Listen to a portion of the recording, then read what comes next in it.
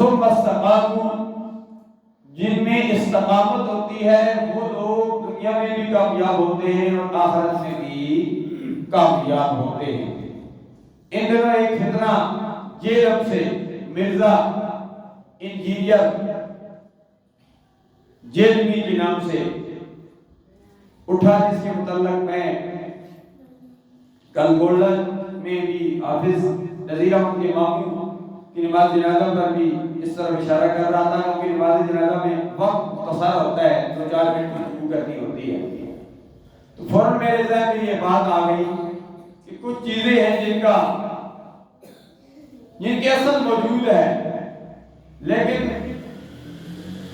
یہ فتنہ مختلف قسم کے واقعات ہمارے بزرگوں کے، اولیاء کرام کے کرامات کو سوشل میڈیا پر چڑھا کر اور ہمارے علماء کرام کی تقاریریں، ان کے کلپس وغیرہ، اہل سنت و جماعت کا جو عقیدہ ہے اس کو کمزور کرنے کے لیے اور لوگوں کو تذبذب میں ڈالنے کے لیے مختلف قسم کی قانونی حرکات جاری ہیں۔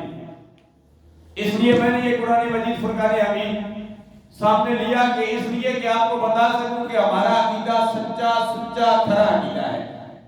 مثال کے طور پر چند مثالیں دی جاتی ہیں۔ غوث اعظم رضی اللہ تعالیٰ عنہ کی 11 کا مہینہ ہے کہ 12 سال بعد وہ بیڑا کیسے تر گیا، جس میں 70 باراتی تھے اور 2 دولہا اور دلہن تھے۔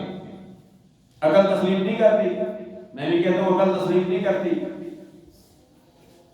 یا حضرت پیر میر علی شاہ صاحب علیہ رحمت جنازہ پڑھانے کے لیے بابا فضل الدین کلیامی کا جنازہ پڑھانے کے لیے گیا، تو آگے کیا تھا؟ پیر فضل الدین کلیامی علیہ رحمت فوت ہو چکے تھے، وہ اٹھ کر ان کا استقبال کرنے کے لیے آ گئے۔ یہ ایک واقعہ ہے کہ فوت شدہ استقبال کے لیے کیسے اٹھ کھڑا ہو گیا۔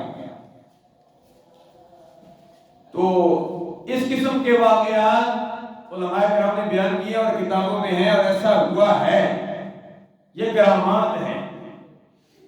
ان کو ایک مذاق کے طور پر پیش کیا جاتا ہے کہ غوث اعظم نے 100 سال کے بعد ایک مردے کو جو قبر میں دفن ہو چکا تھا